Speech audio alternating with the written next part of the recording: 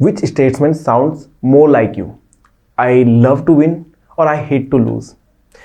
दोस्तों आज इस क्वेश्चन के बारे में जानकारी लेंगे, इस क्वेश्चन की डेप्थ तक जाएंगे कि आखिर इंटरव्यूज़ में ये क्वेश्चन क्यों पूछा जाता है। साथ ही साथ आगे बढ़ते हुए मैं ये भी बताऊंगा कि अगर आप ये क्वेश्चन का आंसर दे रहे हैं तो उनमें किन किन बातों का ध्यान रखना है और किन किन बातों को उजागर करना है। साथ ही साथ सैंपल आंसर्स भी देने वाला हूं ताकि आपके लिए और ज़्यादा ईजी हो जाए। तो शुरुआत करने से पहले बस इतना चाहूँगा, सब्सक्राइब नहीं किया है चैनल को तो सब्सक्राइब कर लीजिए। फिर मैं बढ़ता हूँ सीधे क्वेश्चन की तरफ। हमेशा की तरह आज भी इस वीडियो में सबसे पहले मैं पर्पस लूंगा क्वेश्चन क्यों पूछा जा रहा है। क्वेश्चन पूछा जा रहा है आपको रिलैक्स करने के लिए। देखिए बहुत सारे ऐसे क्वेश्चंस आपसे पूछे गए हैं जिसमें आपको थोड़ा सोचना पड़ा है, आप थोड़ा सा नर्वस हो गए हैं, थोड़ा सा आपका कॉन्फिडेंस जो है वो आपने कहीं जगह पर शो किया है। लेकिन ये जो क्वेश्चन है ना, एकदम रिलैक्स होने के लिए आपसे पूछा गया है कि आप किस तरीके के बंदे हैं, आपको जीतना ज़्यादा पसंद है या फिर हारने से आप नफरत करते हैं, इसलिए आगे बढ़ रहे हैं।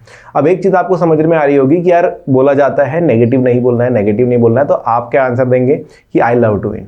बट आपको एक चीज़ बता दूं कि यहाँ पर किसी भी प्रकार का कोई भी आंसर गलत नहीं होता है। अगर आप बोलते हैं आई लव टू विन वो भी एक्सेप्टेबल है, और अगर आप बोलते हैं आई हेट टू लूज, ये मुझे जो है ज़्यादा अच्छे से डिस्क्राइब करता है, तो भी कोई दिक्कत नहीं है। आप उसको एक्सप्लेन कर सकते हैं। ज़रूरी ये है कि आपको उस आंसर को एक्सप्लेन करना है कि क्यों आपको ये चीज़ पसंद है, या आप अपने आप से कैसे इस सेंटेंस को कनेक्ट कर पा रहे हैं। साथ ही साथ अगर आपको एक क्वेश्चन पूछा गया है, जब आप इसके लिए कॉन्फिडेंट हो जाते हैं, आप रिलैक्स हो जाते हैं, तो एक सच्चाई आपकी सामने आती है इंटरव्यूअर के सामने। तो वो जो है आपका अभी तक एक एज अ कैंडिडेट एक अलग ही नर्वस वाला चेहरा देख रहे थे, लेकिन अभी आपका जो है आप जो हमेशा होते हैं उस चीज़ को देख रहे हैं। तो इस तरीके के और भी क्वेश्चन है, लेकिन फिलहाल हम इस क्वेश्चन का आंसर जानते हैं कि आपको आंसर में क्या क्या चीज़ें डालनी है। पहली चीज़ आप ये समझिए कि ज़रूरी नहीं है कि आई लव टू विन की तरफ ही जाना है। आप अगर ऐसे प्राणी हैं कि आपको हारने से नफरत ज़्यादा है, जीतने से उतनी खुशी नहीं मिलती, लेकिन आप हारना नहीं चाहते हैं, तो आप वो भी चीज़ बोल सकते हैं, वो गलत आंसर नहीं होता है। हो सकता है कि आपने प्रिपरेशन इसके लिए नहीं करी है, आपने अभी तक सोचा नहीं है इस चीज़ को, तो अभी आप सोच सकते हैं, या फिर इंटरव्यू में बैठकर भी आप जो है कन्वर्सेशन कर सकते हैं।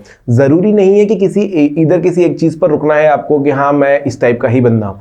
आप समझा सकते हैं कि आपको प्यार है जीतने से, आप जीतना हमेशा चाहते हैं, लेकिन एट द सेम टाइम अगर आपको हार मिलती है, आप जीत नहीं पाते हैं, तो भी आप उस चीज़ को एक्सेप्ट करते हैं, क्योंकि आप समझते हैं कि एक पार्ट ऑफ लाइफ है, ये चीज़ होनी ही होनी है। तो देखिए आपको यहाँ पर बैलेंस बनाना है। ऐसा नहीं अगर आप सिर्फ आई लव टू विन बोलते हैं, उसको एक्सप्लेन नहीं करते हैं, तो आप ये बता रहे होते हैं कि यार अगर आप हार जाएंगे तो शायद आप बहुत ज़्यादा डिमोटिवेट हो जाएंगे, आप बहुत ज़्यादा डिस्टर्ब हो जाएंगे उस चीज़ से।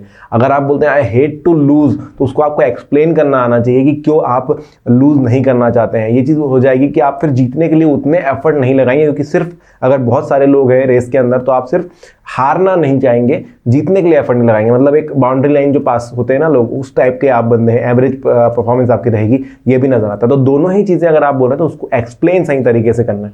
मैंने आपको दोनों चीज़ें बता दी कि आई लव टू विन में भी कुछ ना कुछ गलतियां निकल सकती है, कुछ ना कुछ आपका एक डार्क साइड दिख सकता है, आई हेट टू लूज में भी। तो मैं अब आपको सैंपल आंसर बताता हूं कि आप किस प्रकार के आंसर देंगे। दोनों टाइप के आंसर मैं बताता हूं ताकि आपको ज़्यादा मदद मिल सके। तो पहला आंसर लेते हैं। तो दोस्तों पहला आंसर है I think that of the two I hate to lose is more descriptive of me. I am a bit of perfectionist when it comes to the work that I deliver, which means that I dislike disappointing my boss and myself.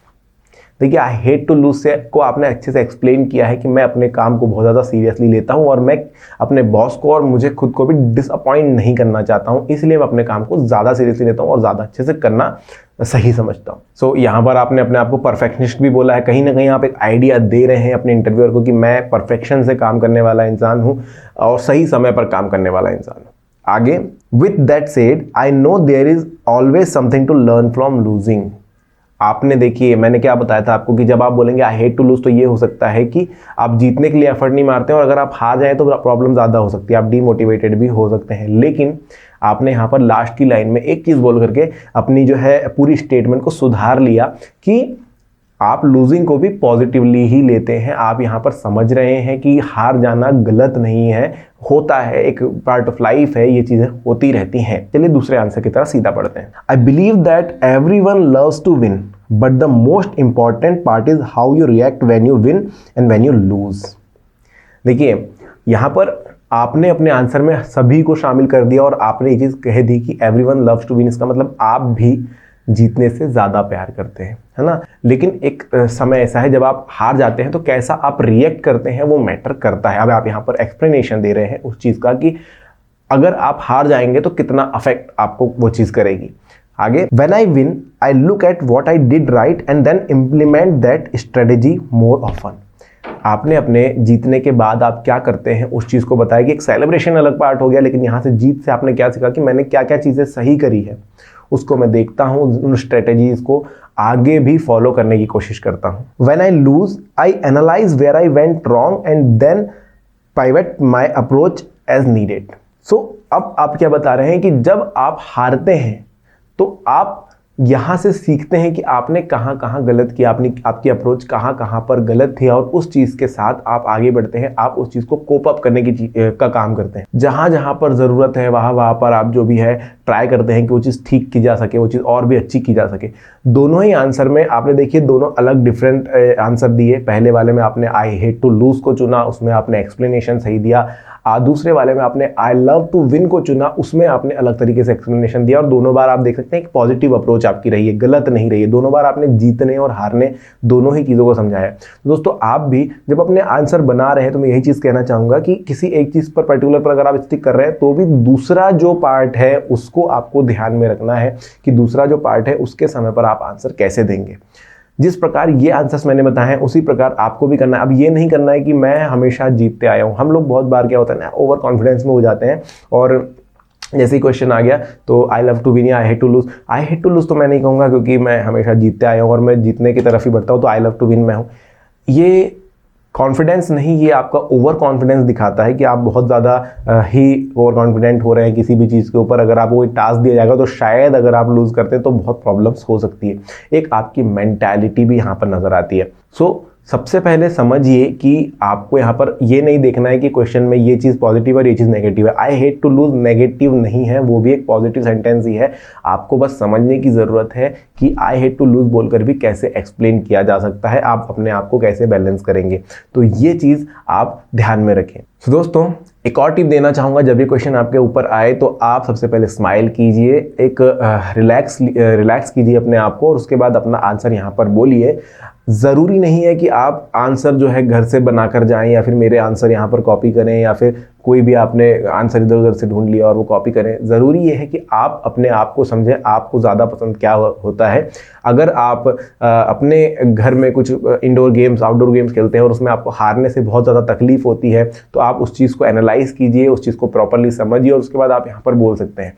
लेकिन अगर आप इस तरीके के प्राणी हैं कि आपको हारने से ज़्यादा फर्क नहीं पड़ता क्योंकि वहाँ से आप कुछ ना कुछ सीख कर निकल जाते हैं, लेकिन जब आप जीतते हैं तो आपको बहुत ज़्यादा खुशी होती है, तो वो भी आप यहाँ पर बता सकते हैं।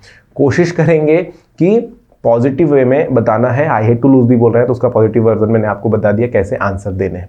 तो दोस्तों आज के वीडियो में ये सारी बातें, अगर आपको वीडियो पसंद आए तो लाइक कीजिए, चैनल को सब्सक्राइब कीजिए। धन्यवाद।